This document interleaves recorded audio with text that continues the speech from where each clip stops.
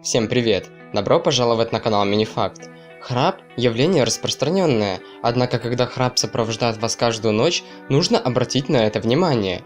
Это патология, которая может перерасти в остановку дыхания во сне. При таком нарушении в легкие на время прекращает поступать воздух. В результате снижается уровень кислорода в крови, что может стать причиной кислородного голодания органов и тканей.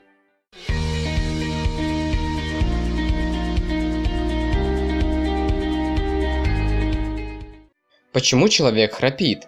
По данным Всемирной организации здравоохранения, храпу подвержены 24% женщин, 40% мужчин и 10-12% детей. В научной среде это ночное явление называют ронхопатией. Для ее развития есть 4 основные причины: увеличенные аденоиды, поврежденная или кривая носовая перегородка, патология небного язычка и большие миндалины. Увеличенные аденоиды представляют собой расширенную лимфатическую ткань. Искривленная носовая перегородка – это либо наследственная патология, либо следствие травмы. Аномальное удлинение небного язычка – часто врожденная особенность человека.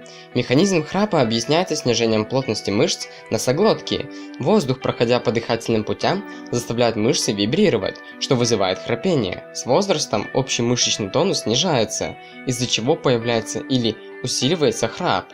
Кроме того, он может проявляться у здоровых женщин во время беременности. Эта болезнь прославила одного швейцарца, Каре Валкерта. Шум от его храпа достигает в 93 дБ. Это сравнимо с шумом товарного поезда, проходящего от вас в 7 метрах, что провоцирует появление данного храпа. Основная причина того, что люди храпят – нездоровый образ жизни. В группе риска люди, страдающие ожирением. Из-за жира в области горла происходит сужение дыхательных путей.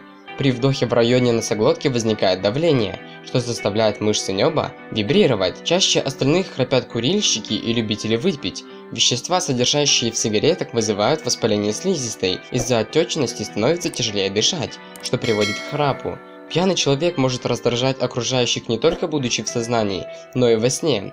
Алкоголь действует как мышечный релаксант, в том числе и на мышцы неба, поэтому выпивший будет храпеть намного громче трезвого человека. Главная проблема в том, что эти причины нередко дополняют друг друга, и никакие тычки в бок типа «Эй, братан, успокойся» или похлопывания не помогут.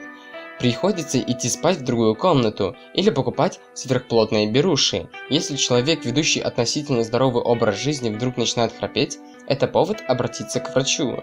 Возможно, тяжелое ночное дыхание – симптом серьезного заболевания сердца или повышенного кровяного давления. На этом у меня все. Не забудь подписаться на канал и поставить лайк под данным видео. Спасибо за просмотр. Успехов!